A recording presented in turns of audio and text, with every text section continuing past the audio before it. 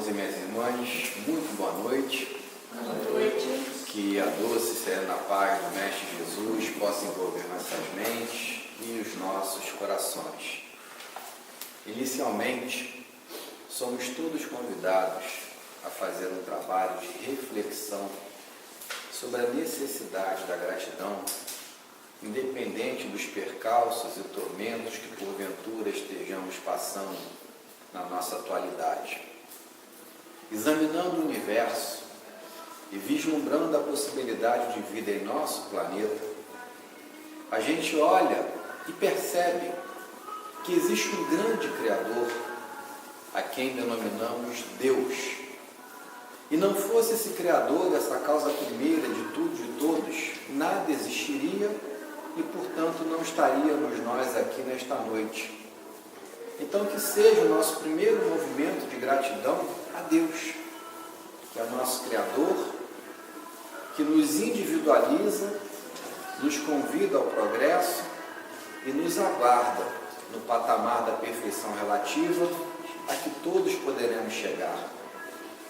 Mas esse Deus Criador, convidando os espíritos assim a progredirem, tendo por objetivo esse convite maior à perfeição, ele conta hoje com um número infinito de espíritos que alcançaram a pureza relativa. E dentre esses espíritos, para nós, fica a figura do doce Rabi da Galileia, que é o nosso guia, que é o nosso modelo. E não fosse pelo amor, pela misericórdia e principalmente pela paciência de Jesus, nós não estaríamos no patamar que hoje estamos de já reconhecê-lo como nosso guia. Ao Senhor Jesus também fica aqui a nossa profunda gratidão. Assim como Deus não trabalha sozinho e qualifica espíritos, Jesus também tem esse papel junto a nós. E Ele trabalha com uma infinidade de espíritos superiores que têm a missão de nos auxiliar, de nos orientar, de conduzir, segundo esses parâmetros divinos, toda a massa da humanidade terrena para dias melhores. E entre esses espíritos que são superiores a nós, surge a figura do nosso anjo guardião, o nosso querido mentor. Esse espírito que recebe a investidura, a responsabilidade de nos orientar, de nos guiar, conhecendo intimamente a nossa trajetória evolutiva, vitórias, quedas, dificuldades, somas, desacertos. A esse anjo guardião, a esse mentor também, o nosso muito obrigado, o nosso sentimento de gratidão, porque se com guia, muitas vezes a caminhada fica difícil, imaginemos nós sem guia a nos inspirar e a nos orientar. E por fim fica o nosso sentimento de gratidão pela casa espírita. Faça sol ou chova como hoje, a casa está aberta, aguardando a cada um de nós, sempre com um abraço, um sorriso amigo, um aperto de mão, uma palavra fraterna, o convite aos estudos, à reflexão, à reforma íntima de que tanto necessitamos, e entendemos a casa espírita mais do que suas paredes físicas como um celeiro de bênçãos, como um convite renovador para todos nós, a fim de que possamos nos aproximar dessa espiritualidade superior que sustenta essa casa abençoada. Então a casa espírita como um todo, tanto aos irmãos materiais que aqui nos encontramos, quanto à direção espiritual, aos trabalhadores da luz que aqui estão no anonimato, fica o nosso muitíssimo obrigado. E assim rogamos a Jesus nesta noite que possamos receber a inspiração para que todos possamos sair daqui melhores do que chegamos. É o que pedimos humildemente. Como nosso querido irmão então adiantou, hoje, mais uma vez, continuaremos trabalhando o Evangelho segundo o Espiritismo, observando a ótica de Kardec, não preso a ritos, a convenções, mas compenetrado na possibilidade de vislumbrar os ensinamentos morais de Jesus, que é o que mais importante se encontra em seu Evangelho. E diante desta perspectiva, a gente é convidado então a bater um papo sobre o 10º capítulo, Bem-aventurados os que são misericordiosos, nos seus itens 9 e 10. Isso traz para a gente a oportunidade da reflexão sobre a questão do orgulho, porque é uma passagem que trata da trave e do argueiro. E de onde é retirado isso? Sabemos que é do Evangelho. Mas se nós pegarmos a essência do Evangelho, lá em Mateus, a gente vai ver que esse é apenas um dos pontos que Jesus enumerou quando do Sermão do Monte. Naquela bela tarde, seguido por uma multidão, didaticamente Jesus vai ao monte a fim de que pudesse explanar as suas ideias para aquelas pessoas que estavam ali, a maioria humildes, sofredores, com grandes dificuldades, mas que já traziam à porta da consciência aberta a possibilidade da libertação, compreendendo que o amor renova, que o amor sustenta e que o amor nos dá essa possibilidade de modificação íntima. E sequiosos, então, do pão espiritual que Jesus ali estava lançando, Jesus começa, então, a narrar as bem-aventuranças. E das bem-aventuranças, então, ele traz todo um roteiro de iluminação para todos nós, não apenas para aqueles que ali se encontravam, mas para todos nós. Tanto é que 2000 anos depois, ainda lemos, nos emocionamos, e digo por mim, ainda não consegui compreender a profundidade dos ensinamentos de Jesus que estão no Sermão da Montanha.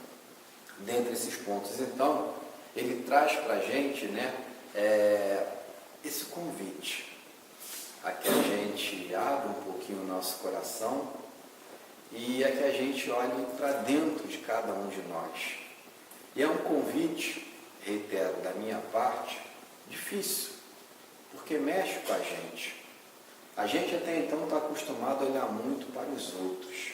Observamos a sociedade, desde a nossa família até os segmentos do trabalho, da coletividade a que estamos envolvidos.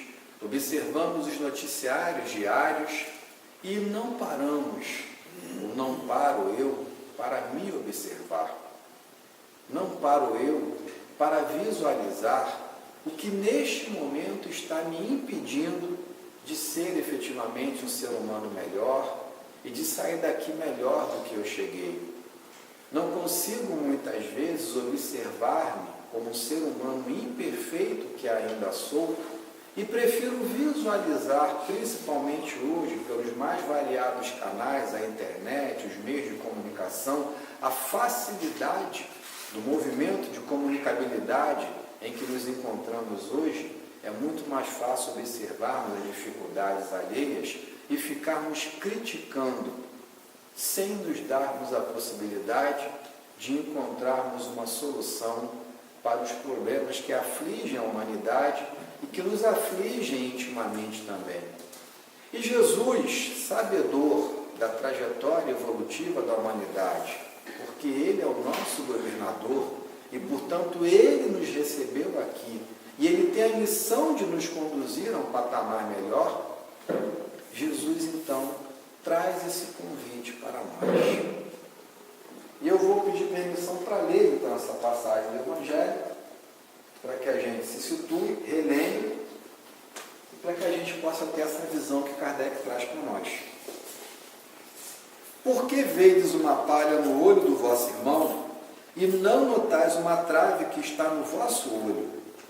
Ou como dizeis a vosso irmão, deixai-me tirar uma palha do vosso olho, vós que tendes uma trave no vosso? Hipócritas, tirai primeiro a trave do vosso olho, e então vereis como podereis tirar a palha do olho do vosso irmão. Está em Mateus capítulo 7, versículos 3 a 5.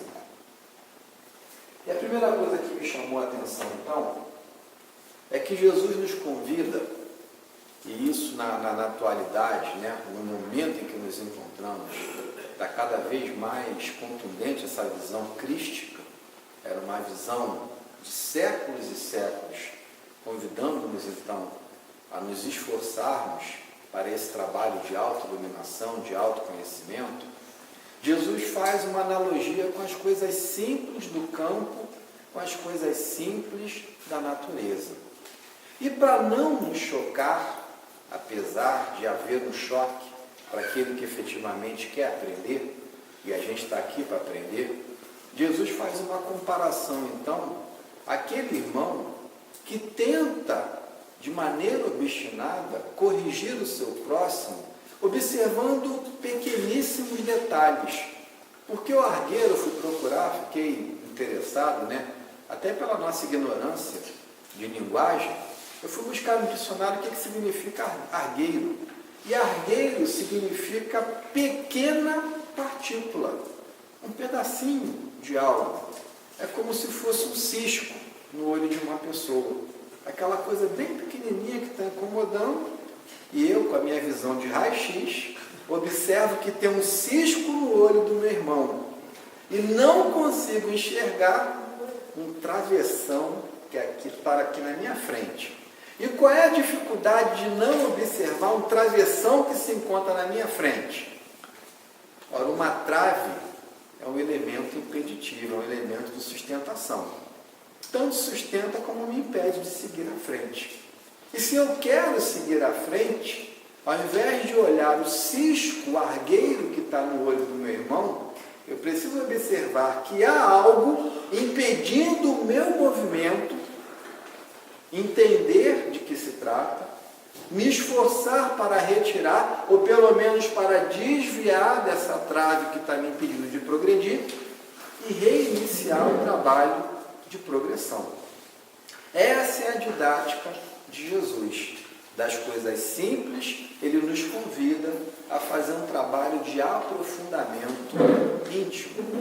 Se eu não sou capaz de olhar um defeito que trago comigo, representativo de uma trave que me impede de fazer uma caminhada maior, como é que eu tenho capacidade moral para observar o cisco que de repente eu encontro no olho de algum dos irmãos ou das irmãs que aqui estão? Mas é muito mais fácil fazer o quê, pessoal?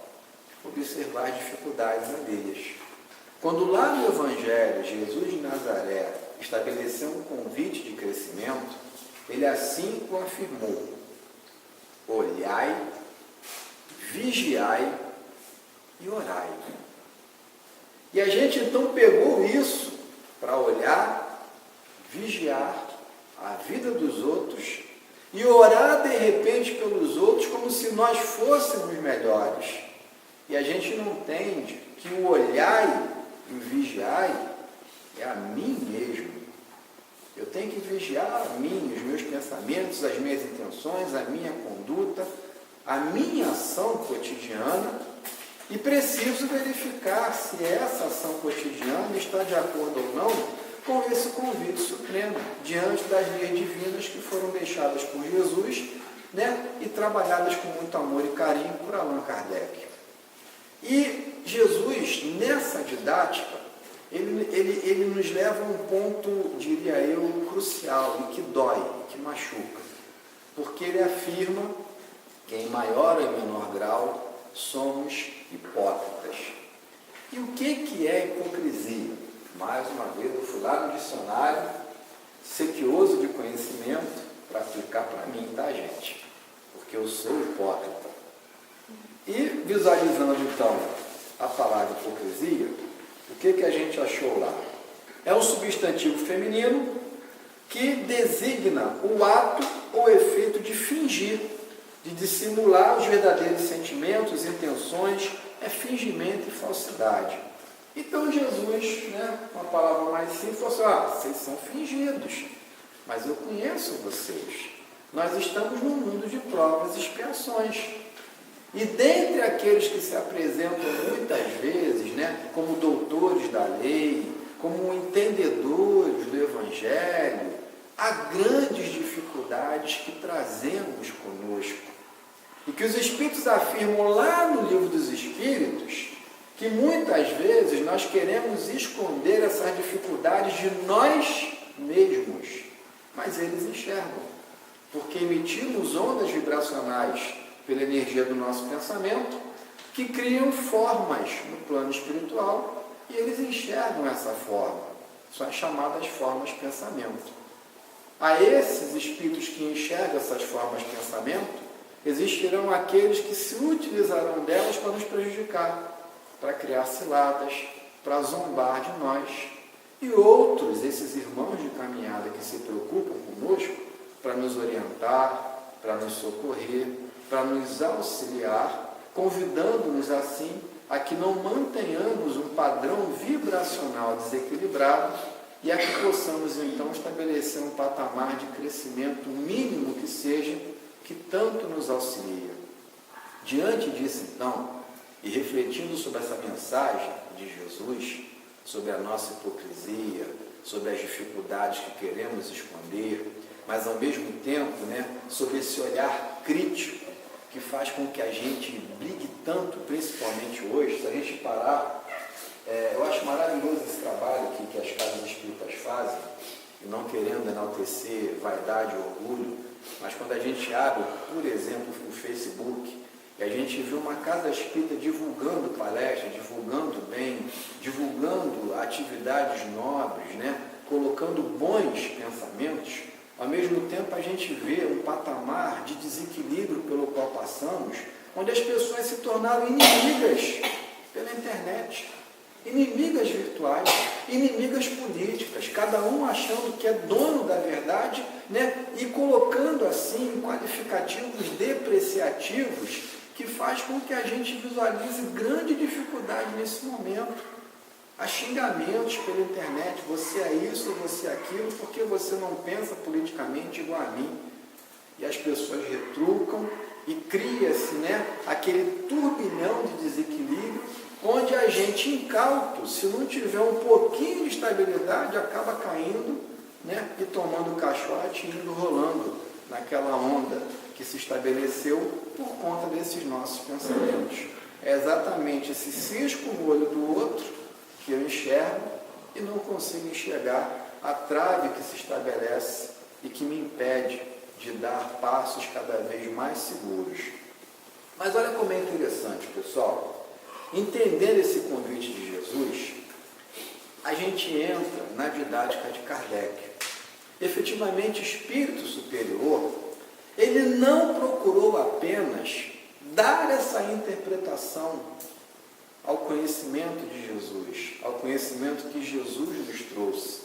Mais do que mostrar para nós o que Jesus queria dizer, mais do que se preocupar com esses ensinamentos morais tão importantes, Kardec destaca a dificuldade que temos, espíritos ainda imperfeitos, sequiosos de conhecimento, talvez na neutralidade, não querendo mais fazer o mal, mas muitas vezes não dispostos a aplicar o bem em nossa vida e na vida de nosso semelhante.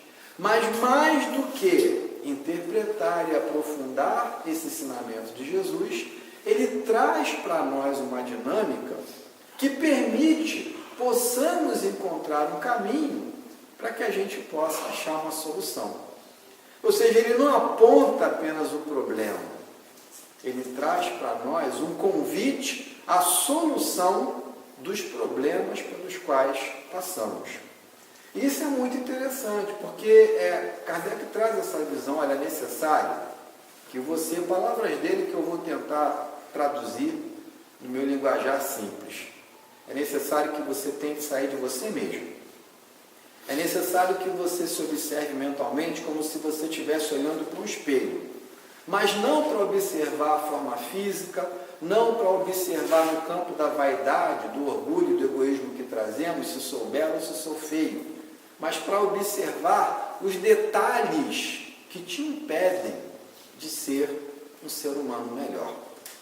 E esses detalhes não estão na forma, não estão na aparência, esses detalhes estão dentro de cada um de nós. Então seria um espelho em que pudéssemos visualizar o nosso íntimo, os nossos pensamentos, as nossas ideias, as nossas intenções. E ele diz para que nós possamos fazer isso, é necessário que a gente se coloque numa postura de quem está de fora observando aquela situação.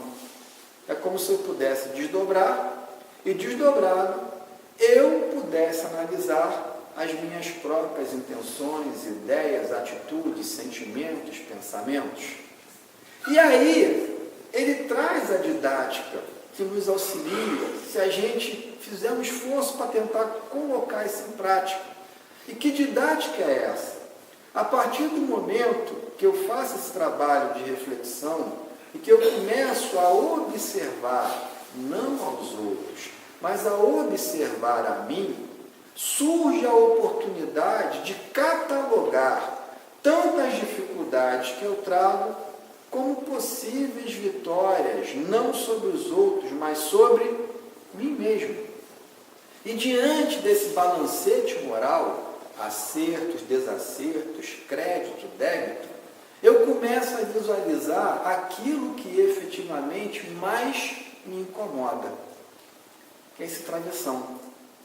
E se eu consigo descobrir em mim e não no outro aquilo que mais me incomoda, eu posso buscar ferramental com o irmão, com uma irmã, com um psicólogo, para que eu possa tentar diminuir essa dificuldade que trago comigo. Essa dificuldade eu posso tentar diminuir com os aspectos psicológicos que avançaram muito hoje, com a psicoterapia, mas eu posso tentar diminuir também, por exemplo, com a força da oração. Quando a gente ora e a gente se abre para o nosso mentor e fala, meu mentor, eu descobri em mim esta dificuldade específica e que eu sei que está me atrapalhando e eu preciso da tua ajuda, porque o Senhor é superior a mim, o Senhor é mais experiente, o Senhor já deve ter encontrado, com certeza encontrou caminhos que eu ainda não consigo visualizar. E eu peço, por favor, a sua inspiração para que o Senhor possa me ajudar e me mostrar como me movimentar, como me desviar dessa trave que eu mesmo criei na minha caminhada, com as minhas ações pretéritas, com as minhas atitudes, com os meus pensamentos, ideais presentes também. Quando a gente faz essa oração sincera, a gente abre um canal de comunicabilidade em que eles vão nos intuindo e nos inspirando. Lá no Livro dos Espíritos, Kardec perguntou se os espíritos tinham possibilidade, de manipular a gente, de conduzir. E eles afirmaram que eles nos conduzem muito mais do que nós imaginamos. Que, via de regra, são eles que nos conduzem. E como é que os espíritos nos conduzem, pessoal? Tanto para as coisas boas como para as coisas ruins. Já que eles, espíritos, via de regra, não aparecem para nós porque estão numa faixa vibracional diferente da nossa. Pelo pensamento, pela inspiração.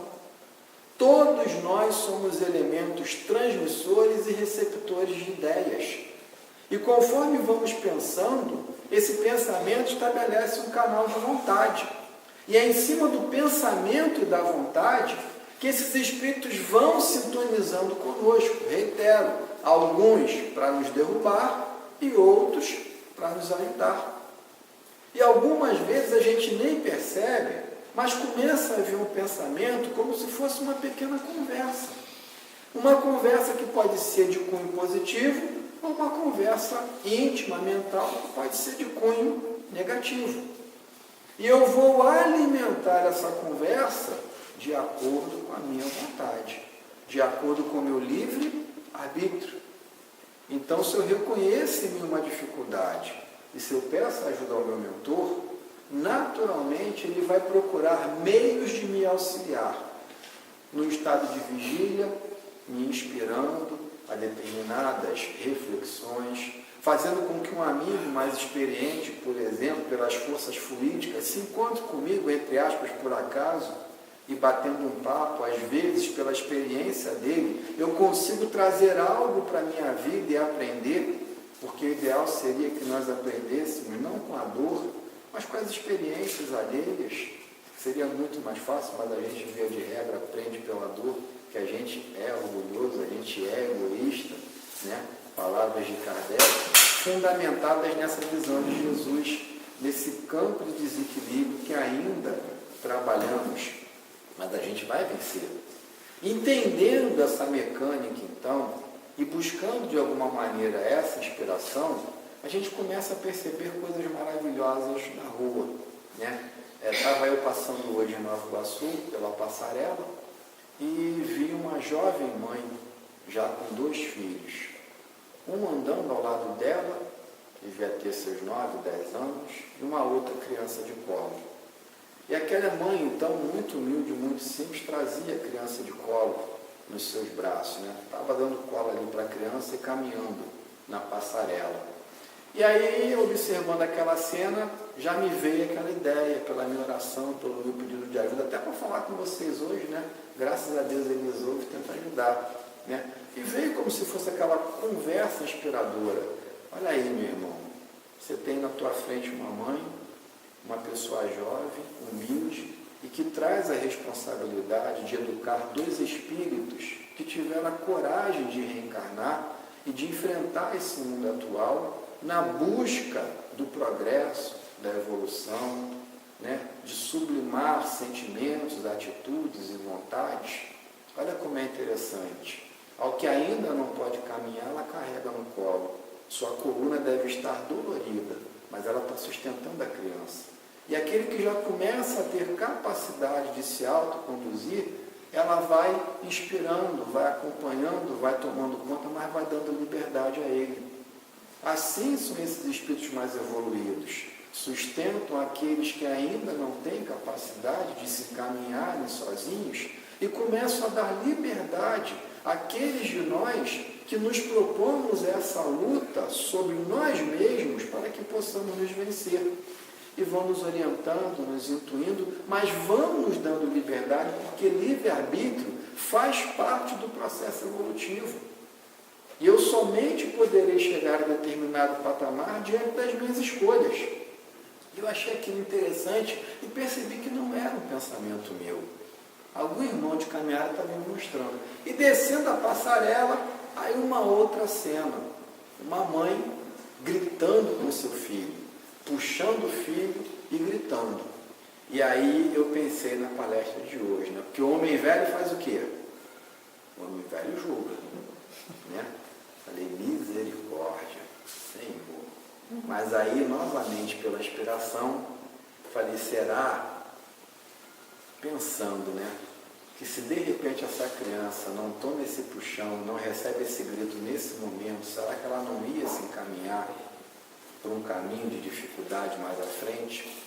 Quantos de nós que de repente perdemos as mães cedo, não sentimos saudade, né, de uma bronca dessa? Não gostaríamos de tê-la aqui conosco para que ela pudesse nos dar uma bronca carinhosa, né? E de repente não temos mais essa oportunidade que aquela criança está tendo. E aí veio novamente a inspiração. De repente aquela mãe não teve a oportunidade do ensino, da educação, e ela com essa bronca, com esse grito, está dando o melhor que ela pode dar para quem ela ama. Então mais vale muitas vezes a bronca, um grito de uma mãe, um puxão, acorda menino, não é por aí, né? Do que todo o polimento que temos, deixando que nossos filhos façam o que bem entendam e que depois colham frutos amargos em sua caminhada evolutiva. Então foram 2 experiências assim, em fração de minutos que a gente passou, e que veio aquela ideia que não era nossa, a fim da gente perceber que a vida é um processo. Tudo na vida caminha. E pegando o campo jurídico,